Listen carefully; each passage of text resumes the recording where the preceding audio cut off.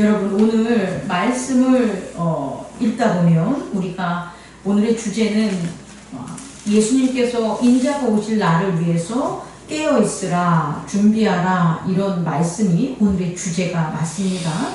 그런데 우리가 문제를 제기할 수 있는 게 뭐냐면 그때에는 두 사람이 밭에 있음에 한 사람만 데려가고 한 사람은 버려둠을 당하고 또 두 여자가 맷돌질을 하고 있음에 한 사람은 데려가고 한 사람은 버려두고 있는 거예요. 이들이 하는 일이 다른 일이 아니라는 거예요. 같은 일을 하는 거예요. 밭에서 한 명은 놀고 있는 게 아니고 한 명만 일하는 것도 아니고 집에서 한 명은 쉬고 있는 게 아니고 둘 다 뭐 하고 있는 거예요? 동일하게 맷돌을 갈고 있는 거예요. 그렇다면 그때 우리도 마찬가지라는 거죠. 우리도 목사님은 예배드리고 성도들은 소풍 가는 그런 날이 아니라 목사님도 예배드리고 성도들도 동일하게 예배드리는데 그때에 어떤 이는 들림을 받고 어떤 이는 버림을 받는다는 거예요. 왜일까요? 우리가 이것을 깨닫는 귀한 은혜의 시간 되기를 원합니다. 선제는 뭐냐면 두 가지 원칙이 있습니다. 이것은 첫 번째는 뭐냐면 아버지의 의지는 아들의 의지를 뭐 한다는 거예요? 먼저 한다는 거예요. 다시 말해 아들의 의지는 아버지의 의지 없이는 나올 수 있어요? 없어요? 없어요. 여러분 병아리가 뭐 없이는 못 나와요. 알 없이는 못 나오는 거고요. 알은 뭐 없이 못 나와요. 암탉 없이는 못 나오는 거예요. 이게 선제의 원리라는 거예요. 다시 말해 아버지의 의지는 아들의 의지에 먼저 한다는 게 뭐가 되는 거예요? 선제한다는 거예요. 그래서 아버지의 의지와 아들의 의지의 관계에서는 시간의 평행이 있을까요? 없을까요? 있다라는 거예요. 그러니까 아들이 아무리 이타적이고 오늘 장로님 말씀 기도한 것처럼 아들이 아무리 헌신하려고 해도 그 아들은 아버지의 의지 이후에 나온 세상에서 만들어진 에고이기 때문에 아무리 아버지의 의지만큼 아들의 의지가 이타적으로 할 수 있다 없다? 없다. 그래서 기독교의 구원은 노력의 구원이 아니라는 거예요. 내가 노력하고 공로를 세우면 내가 구원받지라는 그런 불교나 그런 율법적인 그런 구원론이 아니에요. 기독교의 구원은 반드시 아버지가 아들을 구원해줘야 되는 거예요. 예수 그리스도가 그의 형제들을 뭐 해야 되는 거예요? 구원해야지. 그렇지 않고 아들이 자기의 노력으로 아버지를 능가할 수 있다 없다? 없다. 이 선제가 무엇을 하냐면 아버지의 의지의 온전함을 보증하는 거예요. 아들이 아무리 죄를 짓고 아들이 아무리 아버지를 떠나고 아들이 아무리 아버지를 잊은다 할지라도 아버지는 변해요? 안 변해요? 안 변한다는 거예요. 아버지의 의지는 아들의 의지에 먼저 하기 때문에 아들이 아무리 죄를 짓는다고 해도 온전한 아버지의 의지는 변한다 안 변한다? 안 변해서 하나님은 온전하시다는 거예요. 그래서 어떠한 우리가 살아가는 인간의 세계에 있어서는 세월호가 침몰할 수 있고 억울한 일이 있고 전쟁이 나고 기아가 나고 천재지변이 일어나서 정말 죄 없는 약하고 어려 보이는 사람들이 피해를 입는다고 할지라도 그 세계는 뭐의 세계가 되는 거예요? 죄의 인과가 작용하는 세계라는 거예요. 그래서 그런 현상들이 나타나는 거예요. 그런데 아버지는 그런 죄의 아들의 세계에 먼저 있기 때문에 절대 그 아들의 영향을 받는다 안 받는다? 안 받는다. 그래서 아버지는 아들이 아무리 죄악 가운데 범한다고 할지라도 아들이 아무리 아버지를 배반한다고 할지라도 아들이 아무리 아버지를 잊는다고 할지라도 아버지의 긍휼과 자비는 변한다 안 변한다? 안 변한다는 걸 깨닫는 저와 여러분 되기를 원합니다. 이게 선제의 첫 번째 원리입니다. 아버지의 의지는 누구의 의지를 먼저 한다? 아들의 의지를 먼저 한다. 또한 하나, 선제의 두 번째 원리는 뭐냐면, 의지는 무엇을 선지한다? 생각을 선지한다는 거예요. 다시 말해, 의지와 육체라는 생각은 평행하기 때문에 생각이 의지를 이해할 수 없습니다. 또 하나는 우리의 의지가 생각을 변화시키고 육체를 다스릴 수 없습니다. 영역이 마치 기차의 바퀴가 왼쪽 바퀴와 오른쪽 바퀴가 동시에 있지만 두 바퀴가 서로 마주쳐요, 안 마주쳐요? 안 마주쳐야 달리는 것처럼 우리의 의지와 우리의 육체의 생각은 뭐한다? 서로 간극이 있고 평행하다는 거예요. 또 마찬가지로 영도 뭐를 선지하는 거예요? 우리의 의지를 선지하는 거예요. 그래서 영적인 거듭남은 의지와 아주 작은 시간에 아주 극소의 차이가 있다 할지라도 영은 의지를 뭐 하는 거예요? 선지해요. 그래서 의지가 아무리 이기적이고 사단에 아무리 우리가 종살이를 벌여도 뭐가 회복되면 영이 양자의 영으로 아버지의 영과 하나 되는 회복됨이 있으면 의지가 어떻게 되는 거예요? 내가 악한 의지, 죄의 의지라 할지라도 하나님의 양자의 영의 영향을 받는다 안 받는다? 받게 되는 거예요. 이것을 꼭 깨닫는 저와 여러분 되길 원합니다.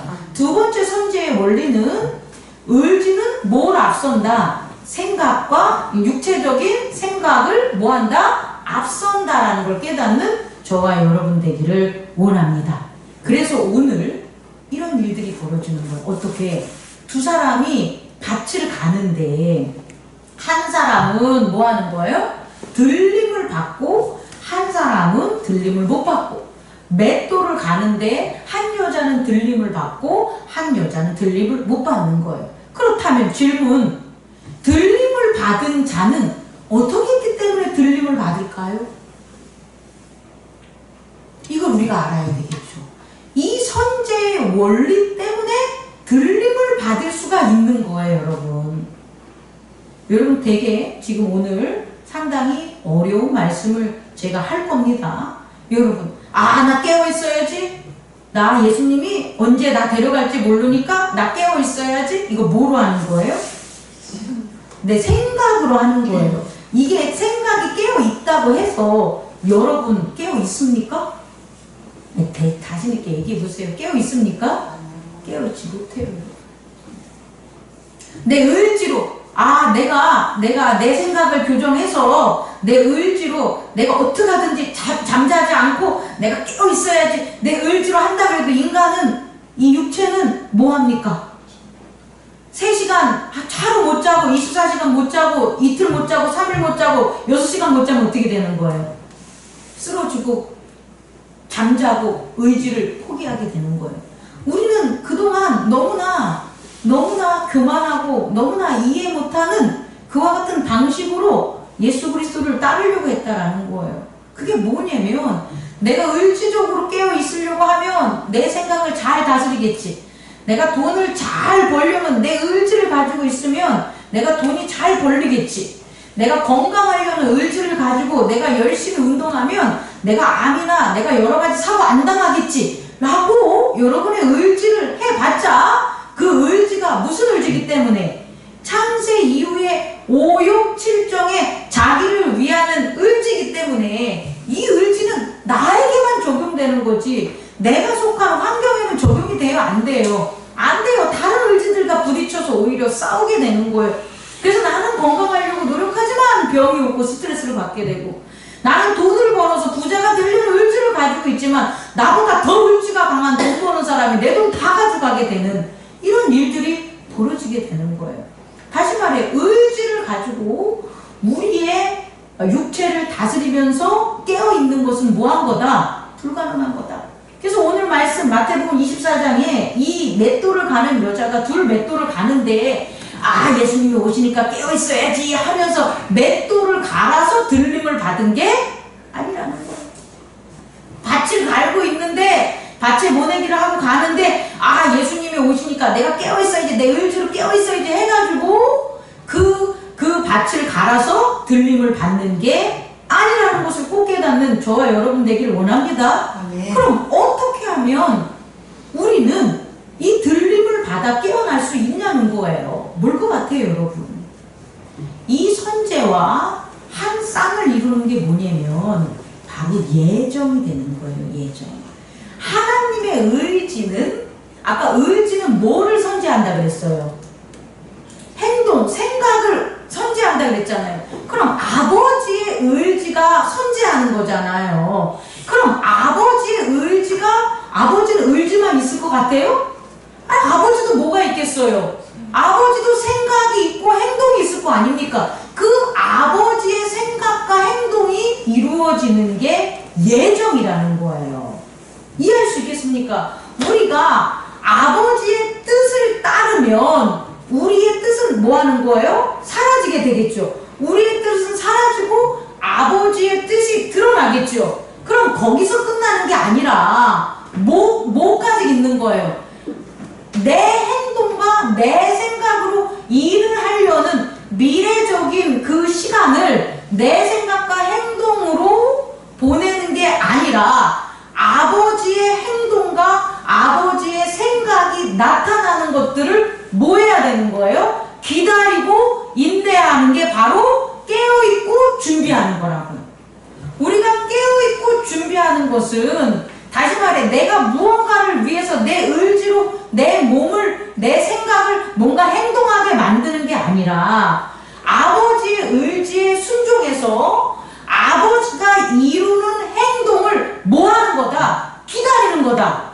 인내하는 거다. 이게 뭐가 되는 거예요? 깨어있는 것이, 준비하는 것을 깨닫는 저와 여러분 되기를 원합니다.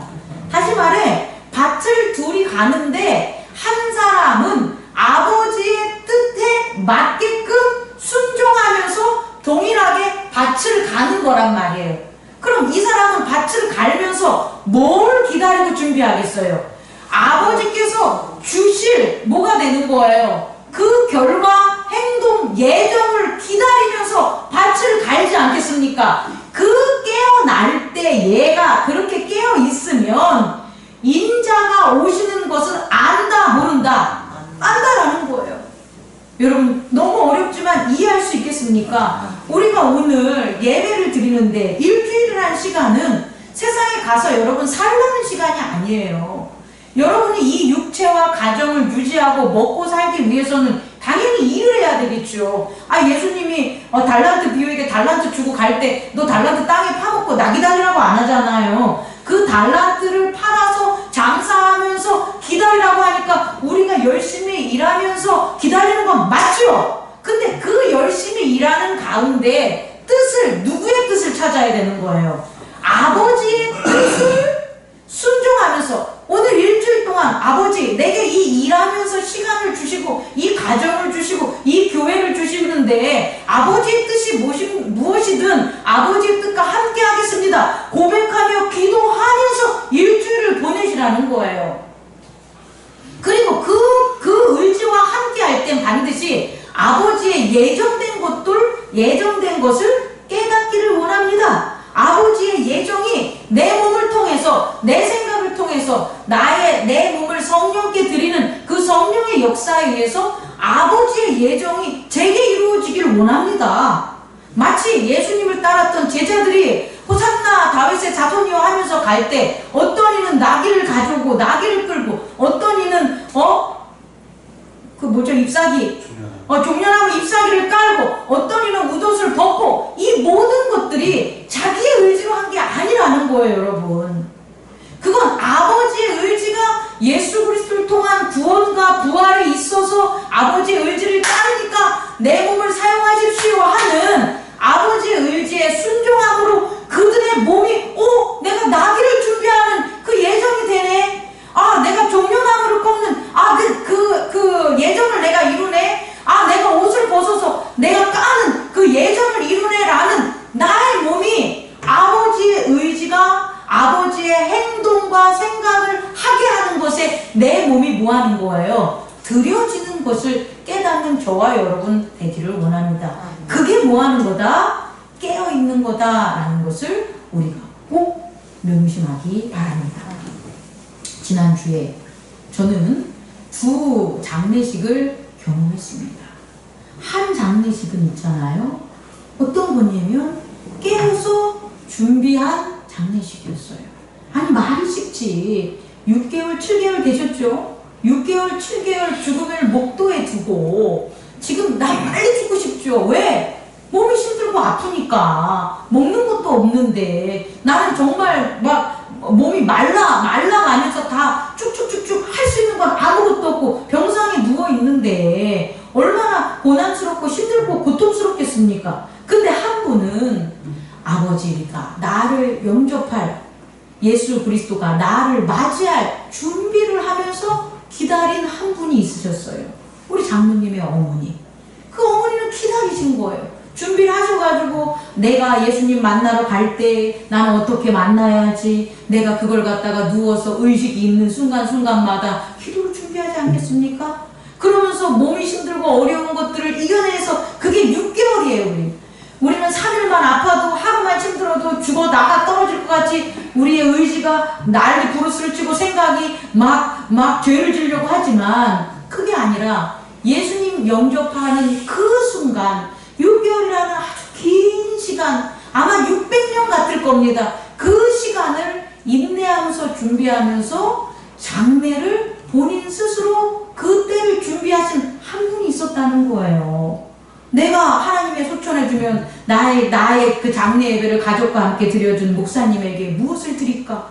그 교회에게 무엇을 헌금하고 감사를 할까? 다 준비하신 한 분이 있었다는 거예요. 그러니 그 장례에 하나님의 의지를 따라서 그 아버지의 의지에 순종해서 아버지가 이루실 그 예정을 기다리는 가운데 있었던 그 표정이 당연히 있었겠어요? 없었겠어요? 장로님, 있었겠죠.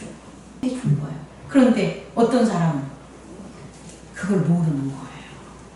몸이 아픈데, 정말 예전 같지 않고 노인이 돼서 몸이 아픈데도 불구하고 준비하고 그걸 내가 어떻게 이때가 오면 예수님을 영접하고 이 시간을 어떻게 하는지 준비하지 못하고 그저 살 것 같이 병원에 가면 살 것 같고 내게 이런 일은 아무렇지도 안 일어날 것 같은 아무런 준비 없이 그 죽음을 맞이한 거예요.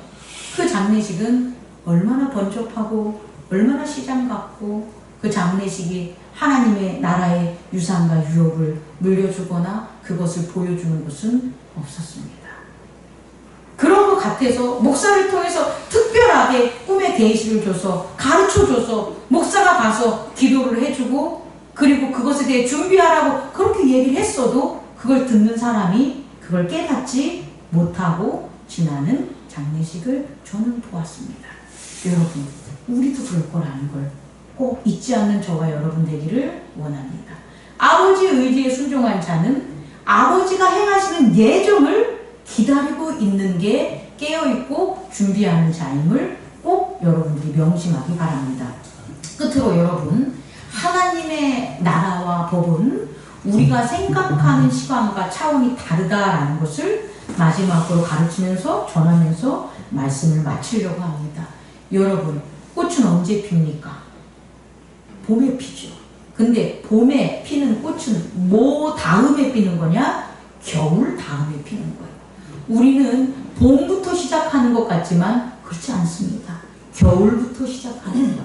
겨울에 언 땅이 녹고 그 언 땅이 녹는 걸 기다리고 그 연약하고 힘든 그런 어떤 작은 씨앗이지만 겨울을 이겨내고 짠 피는 게 뭐가 되는 거예요?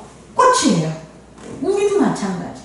우리의 믿음도 우리의 믿음의 그런 꽃도 그런 은혜의 은총의 꽃도 뭐를 이겨내면 죄악과 유혹과 시련이라는 겨울을 이겨내면 아주 화사한 모든 것들이 삭막하고 말라있고 아직 잎사귀조차 푸르지 않는 그런 가운데서도 뭐가 피는 거예요?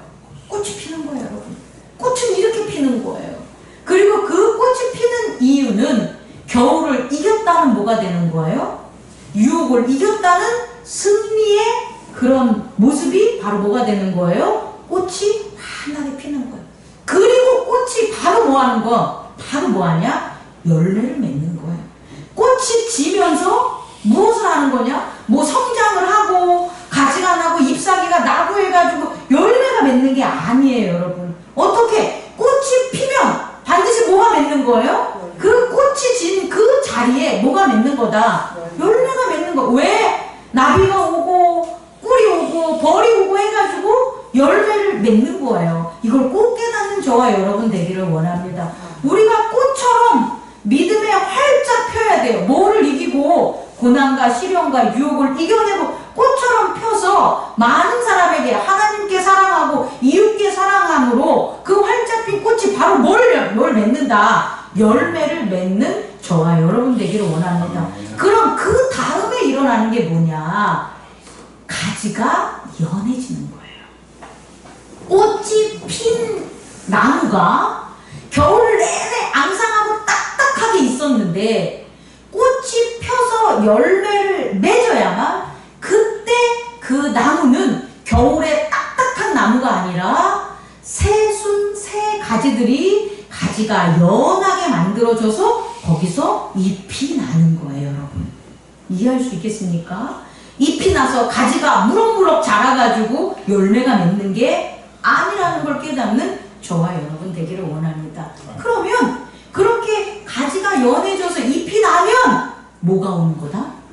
여름이 오는 거다. 가지가 연해져가지고 잎이 나면 그러면 뭔가가 시간이 있을 것 같죠? 그게 아니라 그렇게 됐을 때 바로 성장해야 되는 그 태양과 더위와 이런 것을 이겨가면서 그 태양 그것들이 은혜가 되게끔 만들어가면서 남들은 말라 삐뚤어지겠지만 그 태양이 오히려 그 은혜가 되고 은총이 되는 그 가지가 잎사귀가 되는 그 여름이 오는구나!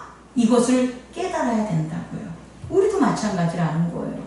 우리도 예수 그리스도께서 우리가 꽃이 폈어요. 복음을 듣고 그리고 복음을 듣고 수용하고 믿음을 뭐가 열린 거예요? 열매가 열린 거예요. 저는 믿음 없어요. 그래서 저는 앞으로 예정이 어떻게 일어나는지 몰라요. 저는 아무것도 몰라요. 말씀도 몰라요. 이러면 안 된다는 거예요. 말씀을 들은 순간 말씀의 복음의 꽃이 내게 피면 반드시 그 꽃이 질 때 내게 뭐가 있는 거예요? 열매가 있는데 지가 없다고 하는 그 멍청한 그런 사람이 되지 말아야 되는, 우린 열매가 있고 나눠줄 게 너무나 많다는 거예요. 하나님이 주신 은혜가 너무나 크다는 거예요. 그렇게 열매를 맺은 거예요. 그래서 이제 뭐 하는 거예요? 그 열매를 보호하고 키울 수 있도록 우리는 그 은혜 속에 우리의 마음이 부들부들해지고 우리의 그 마음밭이 좋은 밭으로 가라 이렇게 됐었을 때 거기서 복음의 전파에 잎이 나는데 그 나면 그 다음에 길게 예수님이 무슨 500년 후에 5천 후에 오시는 게 아니라 그렇게 복음으로 내가 싹을 트면 예수 그리스도가 어디 있다는 거예요?